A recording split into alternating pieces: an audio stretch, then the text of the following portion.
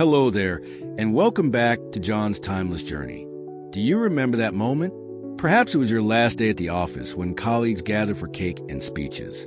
Maybe it was quieter, just turning in your ID badge and walking to your car one final time.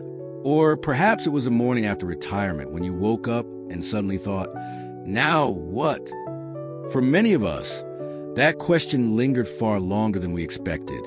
I'll never forget when my friend Robert, a dedicated surgeon for over 40 years, called me 3 months into his retirement. "John," he said, his voice uncharacteristically uncertain, "yesterday someone at my grandson's baseball game asked what I do. I started to say I'm a surgeon, but then I realized I'm not anymore. I honestly didn't know how to answer." He paused before adding something that resonated deeply with me. "Without my practice, I'm not sure who I am." Robert's experience isn't unusual.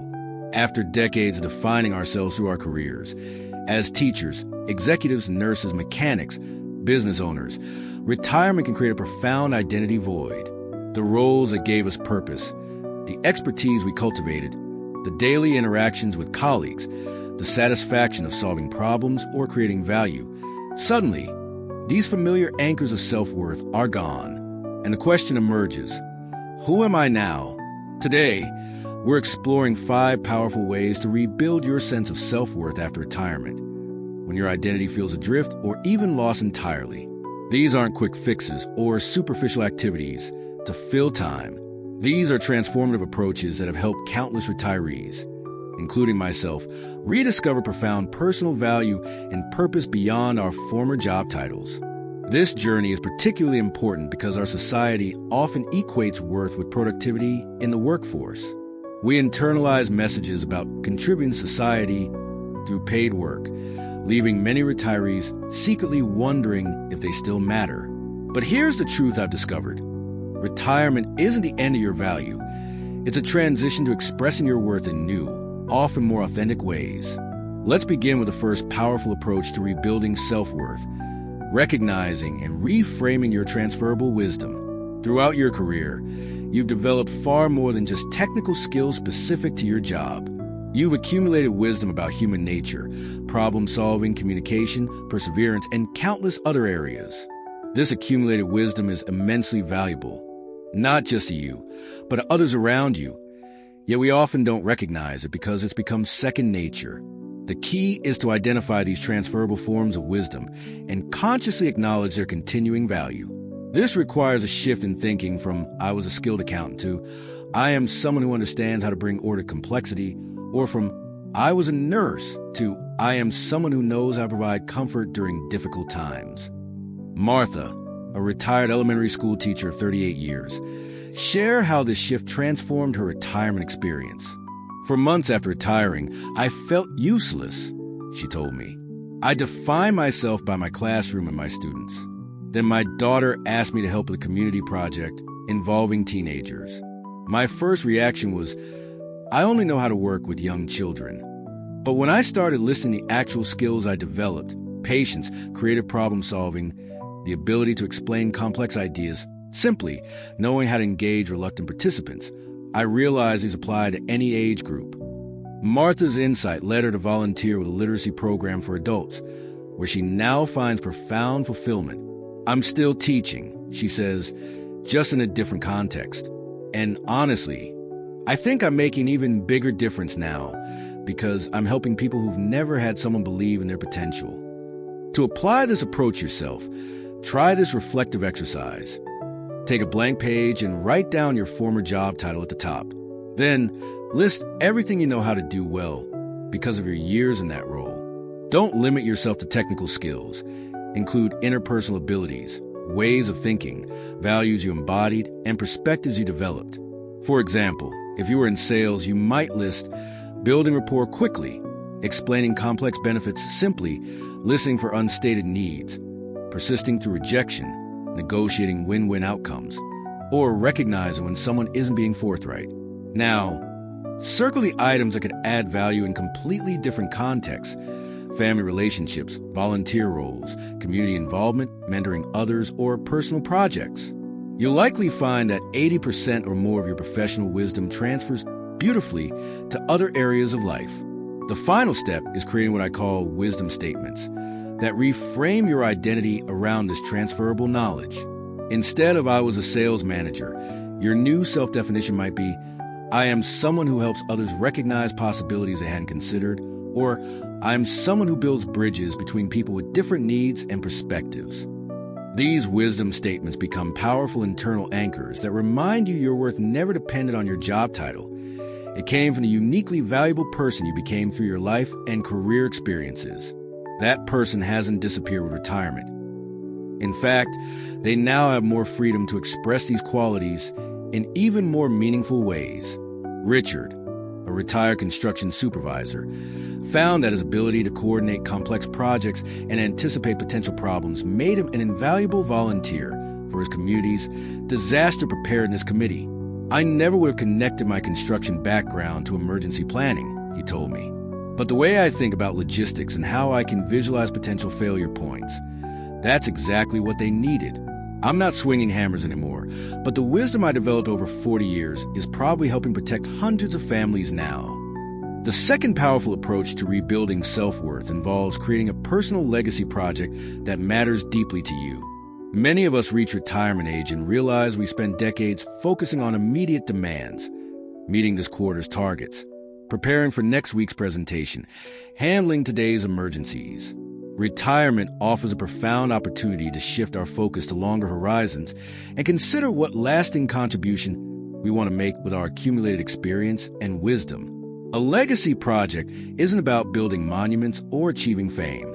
It's about intentionally creating something meaningful that extends beyond yourself, something that expresses your values, utilizes your unique abilities, and potentially benefits others for years to come. For my friend Catherine, a retired accountant, her legacy project involves financial literacy education for single mothers. Having raised 3 children on her own while building her career, she intimately understands both the practical challenges and emotional weight of financial insecurity.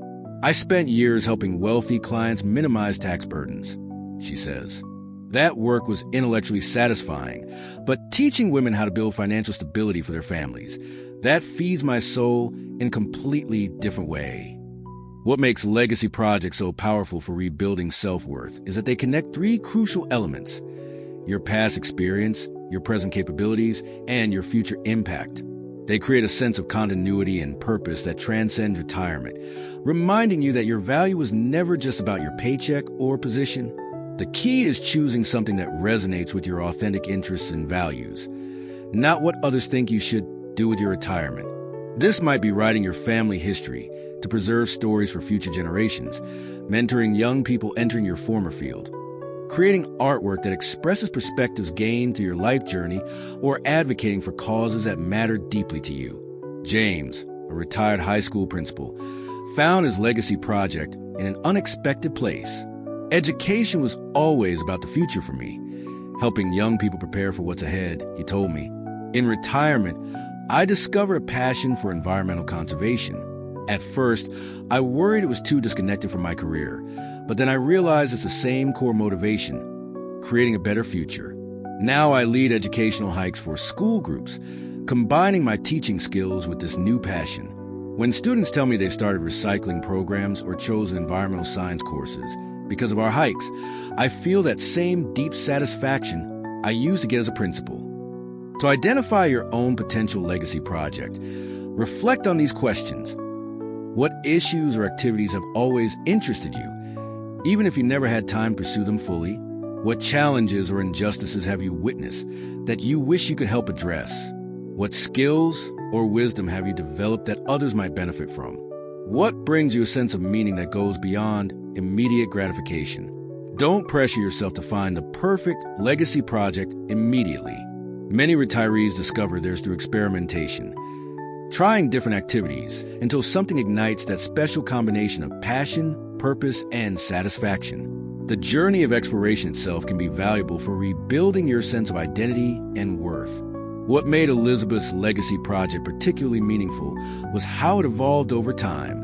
What began as simply volunteering at a local literacy center became developing a specialized program for senior citizens learning to read, many of whom had hidden their illiteracy for decades. I never imagined I'd find something that combined my teaching background with my personal experience of overcoming shame, she shared. When an 83-year-old man reads his first letter from his granddaughter without help, that moment contains everything retirement should be about. The beauty of legacy projects is that they can start small and grow organically as you discover what aspects bring you the greatest fulfillment. They don't require grand plans or massive resources, just a willingness to connect your unique gifts with needs you care about addressing. Let's move to our third powerful approach for rebuilding self-worth. Cultivating new relationships in communities that recognize your whole self, not just your former professional role. Many of us don't realize how much of our social network was connected to our work until after retirement. The daily interactions with colleagues, professional associations, industry conferences, client relationships, these often form the backbone of our social lives. When they suddenly diminish or disappear, we can experience a profound sense of isolation that further undermines our sense of worth and belonging. Margaret, a retired hospital administrator, described this experience vividly. For 30 years, I was part of a community where people respected my opinion, sought my advice, and knew my capabilities. Then suddenly, I was just someone's grandmother or neighbor. I felt invisible in a way I never had before. The key insight Margaret eventually discovered, and that research strongly supports, is that meaningful connection requires visibility. We need relationships where people see and appreciate our authentic qualities, contributions, and potential. This visibility becomes especially important after retirement, when our professional identity no longer automatically provides it. Creating this kind of visibility requires intentionally building new communities and relationships around aspects of yourself that weren't fully expressed in your working life. Think about interests you've always had but never had time to develop, values that matter deeply to you, or talents you've kept in the background during your career focus. For Thomas, a retired accountant who had always loved woodworking but rarely found time for it, joining a woodturners guild became transformative. In my professional life, I was known for precision and reliability, important qualities, but not exactly exciting at cocktail parties, he jokes. At the guild, people appreciate those same traits, but they also see my creativity and artistic sensibility. I'm making beautiful things with my hands, teaching others techniques I've learned, and being recognized for aspects of myself that were invisible in my accounting career. What's especially powerful about building these new communities is that they help you rediscover facets of yourself that may have been dormant during your working years. Many retirees report feeling more authentically themselves in these new contexts than they ever did in their professional roles. Helen, who spent 4 decades as a corporate attorney, found unexpected fulfillment in a community garden project. In my legal career, I had to maintain a certain demeanor, always controlled, analytical, somewhat formal, she explained. The garden community accepts a completely different part of me. Someone who doesn't mind getting dirty, who laughs freely, who enjoys simple pleasures like watching seeds sprout. I feel like I recovered parts of myself that had been put on hold from my career. To apply this approach in your own life, think beyond just staying busy with activities and focus instead on finding communities where you can develop meaningful connections around shared interests or values. The depth of these connections matters far more than the number of activities on your calendar. Consider what environments bring out qualities in you that you value, but perhaps haven't fully expressed. Are you naturally more creative, more playful, more reflective, or more adventurous than your career allowed you to be? Seek communities that nurture these aspects of yourself. Also consider what kinds of contribution feel most natural to you now. Some people thrive in teaching or mentoring roles, sharing their accumulated wisdom. Others prefer to be beginners again, enjoying the freshness of learning something new without professional pressures. Still others find fulfillment in collaborative projects where different participants contribute diverse skills toward a common goal. William, a retired high school science teacher, surprised himself by joining a local theater group, something he'd never considered during his teaching years. I always saw myself as analytical and somewhat reserved, he told me. But playing character roles lets me explore completely different aspects of myself. The first time I got a laugh from the audience playing a curmudgeonly old man, I felt a kind of joy I'd never experienced before. And the friendships I've developed are based on who I am now, not who I was professionally. What these examples highlight is that rebuilding self-worth after retirement often involves rediscovering yourself beyond the identity your career provided. The communities that support this rediscovery become vital to your sense of continuing value and purpose. Our fourth powerful approach focuses on embracing what I call the beginner's advantage. The unique opportunity retirement offers to develop entirely new skills and interests without the pressure of professional mastery. Throughout our careers, most of us became increasingly specialized, deepening our expertise in relatively narrow areas. This specialization served us well professionally, but sometimes limited our broader development.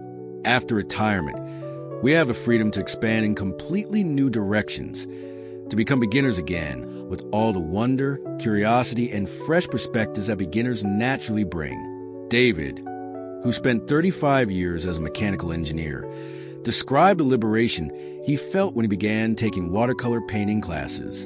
In my professional life, I had to be the expert.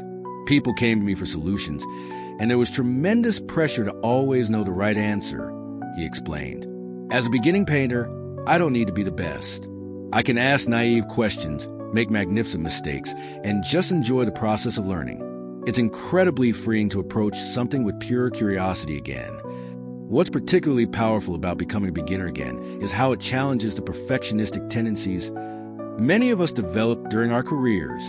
After decades of being valued for our expertise and rarely making mistakes, learning something new reminds us that growth comes through imperfection and that there's joy in the learning process itself, not just in mastery. Carol, a retired nurse practitioner, found unexpected fulfillment in learning to play the cello at age 68. In healthcare, mistakes could have serious consequences, so I developed a very cautious, thorough approach to everything, she shared. When I started playing cello, I sounded terrible. There's no gentle way to say it. But my teacher helped me see that those squeaky notes were exactly what everyone experiences. Now I laugh at my mistakes instead of being embarrassed by them, and I celebrate small improvements that once would have seemed insignificant to me. This willingness to be a beginner again doesn't just develop new skills. It fundamentally shifts how you value yourself. Rather than deriving worth primarily from expertise and achievement, you begin to appreciate your capacity for growth, your resilience in the face of challenges, and your willingness to experience vulnerability. These qualities have always been part of you, but they often become more visible and valued when you step away from familiar expertise. The beginner's advantage also includes freedom from external timelines and expectations. Unlike during your career, when professional development might have been rushed to meet organizational needs, retirement learning can unfold at whatever pace feels right to you. This natural rhythm often leads to deeper, more integrated learning and greater enjoyment of the process. Michael, who worked as a corporate attorney for 42 years, discovered this when he began learning Italian in retirement. In my legal career, everything was deadline-driven and evaluated by others, he explained. Learning Italian, I can spend 3 weeks on a single grammar concept if I want to. Some days I study for hours. Other days I just listen to Italian music and absorb the sounds. The freedom to follow my own curiosity and set my own standards has changed my relationship with learning entirely. To apply this approach in your own life, consider skills or interests you've always been curious about but never pursued seriously. What would you enjoy learning if there were no pressure to become an expert? What activities have you admired others doing but told yourself, I'm too old to start that now? Remember that the goal isn't to develop professional level skills, though that might happen eventually, but to experience the joy and growth that come from being a beginner. Look for learning environments that celebrate this beginner spirit rather than rushing toward expertise. Community education classes, informal groups, or one-on-one instruction with teachers who appreciate adult learners. Many retirees find that the beginner's advantage extends beyond specific skills to entire areas of life. They become more willing to try new foods, explore unfamiliar places, meet different types of people, or consider alternative perspectives. This openness to new experiences often leads to a richer, more textured life than was possible during career-focused years. Our fifth and final approach for rebuilding self-worth after retirement involves what I call rewriting your life story retirement as a plot twist, not an ending. The narratives we construct about our lives profoundly influence how we experience them. Many of us unconsciously absorb cultural stories that frame retirement as an epilogue, a winding down after the real story of our working lives concludes. This narrative can subtly undermine our sense of purpose and worth, suggesting our most valuable contributions are behind us.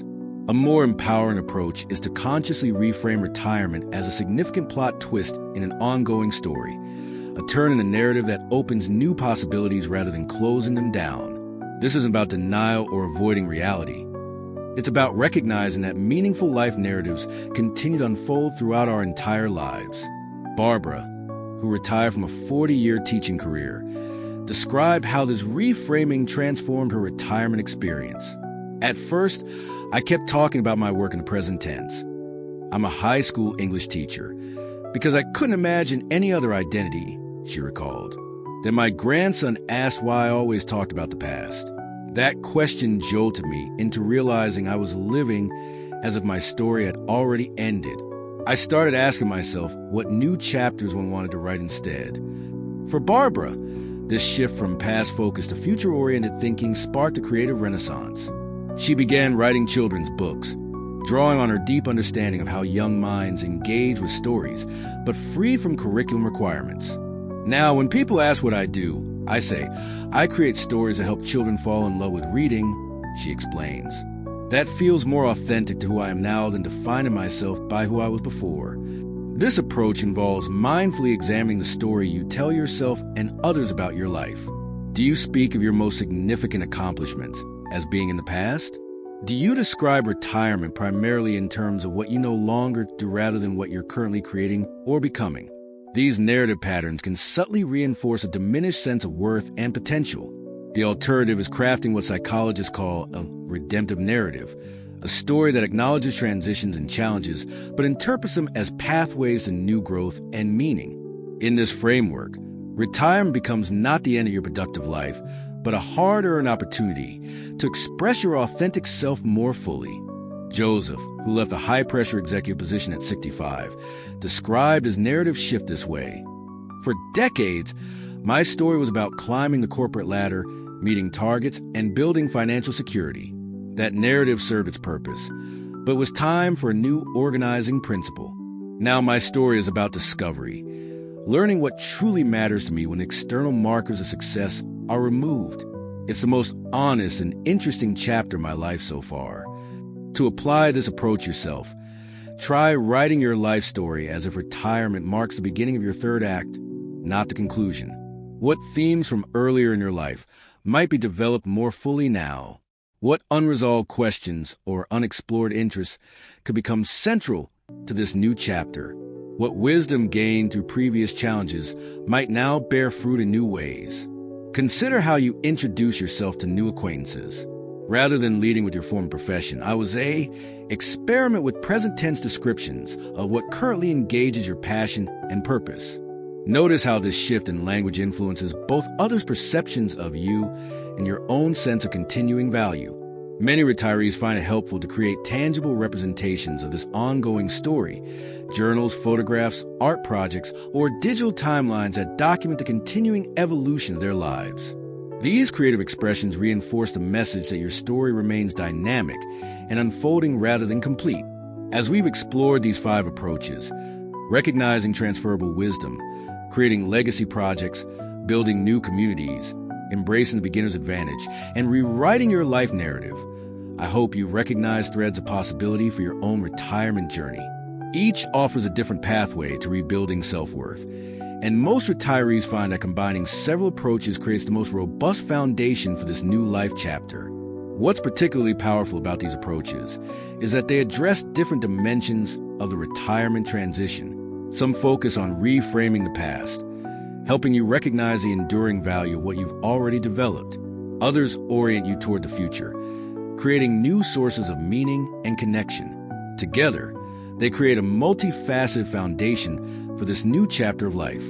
I remember my own struggle with this transition. After decades as a university professor, my identity was deeply intertwined with my academic role. The first 6 months of retirement felt like walking around without skin. I was suddenly vulnerable in ways I hadn't anticipated.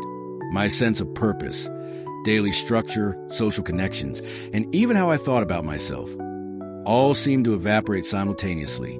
What helped me wasn't a single breakthrough moment, but the gradual implementation of these very approaches we've discussed. I began to recognize how my ability to explain complex ideas clearly transferred beautifully to my volunteer work with adult literacy. I found new communities through a photography group that appreciated aspects of my personality that had rarely surfaced in academic settings. I embraced being a beginner again through learning woodworking, finding joy in creating tangible objects after decades of working primarily with ideas. Most importantly, I consciously shifted my narrative from "I was professor" to "I am exploring what matters most to me now." That simple linguistic change opened possibilities rather than closing them down. It invited questions about the present and future rather than keeping me anchored exclusively to past accomplishments. Of course, implementing these approaches isn't always straightforward. Many of us encounter internal resistance or external challenges as we work to rebuild our sense of worth after retirement. Let's acknowledge some of these common obstacles. One frequent barrier is what psychologists call identity foreclosure, becoming so deeply identified with a professional role that alternative identities seem impossible to imagine. If you've been Dr. Smith or Principal Jones for 40 years, it can be genuinely difficult to envision yourself primarily through any other lens. Eleanor, a retired surgeon, described this challenge eloquently. "Medicine wasn't just what I did, it was who I was," she explained. Every decision, from what I read to how I managed my time to the way I analyzed problems, was shaped by my medical identity. When that identity was suddenly gone, I felt like a ghost, present but somehow not fully real. For Eleanor, the breakthrough came gradually through volunteering at a community garden. Working with plants required a completely different mindset from surgery. Patience instead of urgency, acceptance of natural processes instead of intervention. It helped me discover aspects of myself that had been overshadowed by my medical identity. Now I joke that I've traded human for hospice, but the truth is I found a new way of caring for living things that brings me genuine satisfaction. Another common challenge involved the practical aspect of retirement, financial constraints, health limitations, or caregiving responsibilities that might seem to restrict your options for reinvention. These real-world considerations can sometimes feel like insurmountable barriers to rebuilding your sense of purpose and worth. Robert, who retired earlier than planned due to health issues, initially felt this constraint acutely. "I had all these ideas about volunteering internationally or taking up hiking, but my arthritis made those dreams impossible," he shared. "For months, I focused on what I couldn't do rather than exploring what remained possible." The turning point for Robert came when he shifted from lamenting lost possibilities to creatively working within his actual circumstances. He discovered that his experience managing complex projects transferred perfectly to coordinating volunteer schedules for a local food bank, work he could do primarily by phone and computer. "I'm still making a meaningful contribution, just in a different way than I originally imagined," he explains. Perhaps the most pervasive challenge is simply the lack of cultural models for vital, purpose-driven retirement. Despite demographic changes that have made retirement a significant life phase, lasting potentially decades, our social narratives haven't fully caught up. We have abundant models for successful careers, but fewer visible examples of what fulfilling retirement might look like. This is where community becomes particularly important. Connecting with others who are navigating the same transition and crafting new models together. Many viewers have shared how retirement groups, workshops, or even informal conversations with friends have provided inspiration and practical ideas for rebuilding identity and purpose after careers end. As we wrap up this first exploration of rebuilding self-worth after retirement, I'd like to leave you with this thought. The end of your career is not the end of your story. It's simply the beginning of a new chapter with different themes, challenges, and opportunities for growth. The characteristics that made you valuable in your working life, your wisdom, skills, perspective, and capacity for connection remain fundamentally part of you. The context for expressing them has changed, but their essential worth has not. In our next conversation, we'll explore more deeply how to implement these approaches in practical, day-to-day ways, creating new routines that support your evolving identity, navigating relationships that may still define you by your former role, and finding the right balance between structure and freedom in this new phase of life.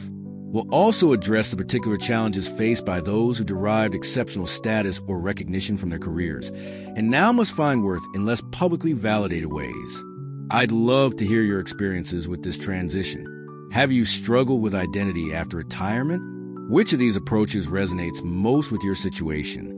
Share your thoughts in the comments below.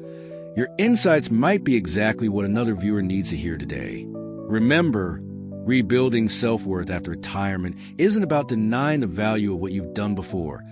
It's about recognizing that your worth was never limited to your professional role. It's about discovering new expressions of the same fundamental value you've always contributed to the world.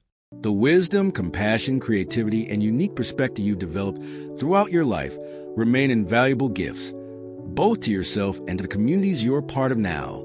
Thank you for joining me today on John's Timeless Journey. If you found this conversation helpful, please consider giving this video a thumbs up and subscribing to our channel for more content designed specifically for the joys and challenges of life's later chapters. Until next time, remember that your value has never been just what you do. It's who you are in all your complexity and continuing growth.